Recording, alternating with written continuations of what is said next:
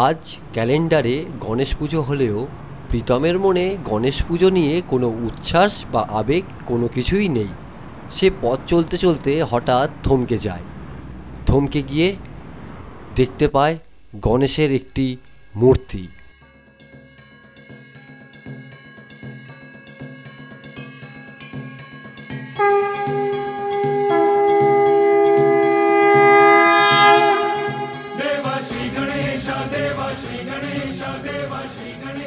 ভগবান গণেশের দর্শন পেয়ে প্রীতম যেন হারিয়ে যায় এরকমই এক গণেশ পুজোর অভিশপ্ত রাতের অন্ধকারে।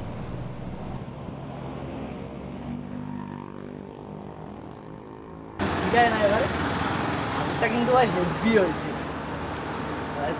তো হ্যাঁ, সে আর বলতে, সব আমাদেরই পরিশ্রম ভাই। ঠিক আছে, বাদ বাকিগুলো সব আড্ডা মারছে, দেখেছিস তো? বল তুই। যাক বাবা, অন্তত শেষমেশ সব কিছু হয়ে গেল। আচ্ছা, এই লাইটটাকে কিন্তু ইলেকট্রিশিয়ানকে বলবি, জ্বলছে না কিন্তু। ঠিক আছে, তো কালকে আমি বাপিদাকে বলেছিলাম, বাপিদা এখনো কেন এলো না দেখি।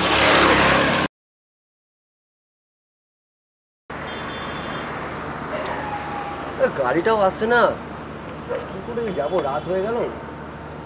অভিকে বরঞ্চ একবার ফোন করে চমকাই, ভাই আমার অ্যাক্সিডেন্ট হয়ে গেছে, ও মালটা চলে আসবে, আমি ওর বাইকে ফেটে যাব। ঠিক আছে, চলো গুরু।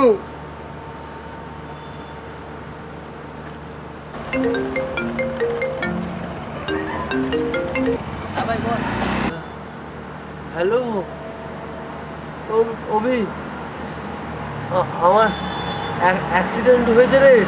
কোথায়? তুই দাঁড়া, আমি এক্ষুনি যাচ্ছি। ঠিক আছে তো, দাঁড়া, আমি এক্ষুনি যাচ্ছি। ভাই আমি তো আসছি। এইবার বুঝবে চালা।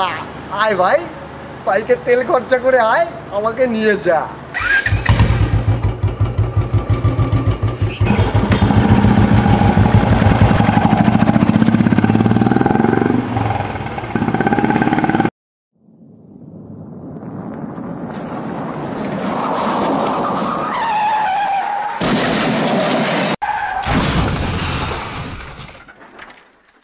আজও প্রীতম নিজেকে ক্ষমা করতে পারেনি। তার সামান্য ইয়ার্কিতে যে তার বন্ধুর জীবন চলে যাবে, সে আজও মেনে নিতে পারেনি। তাই আজ তাদের আয়োজনের গণেশ পুজো আর হয় না।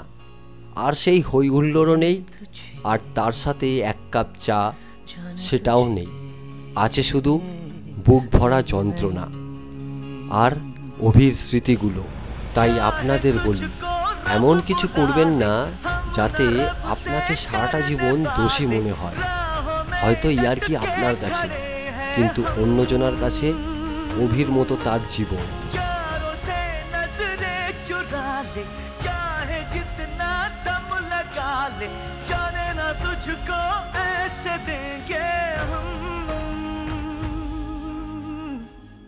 जाने नहीं देंगे तुझे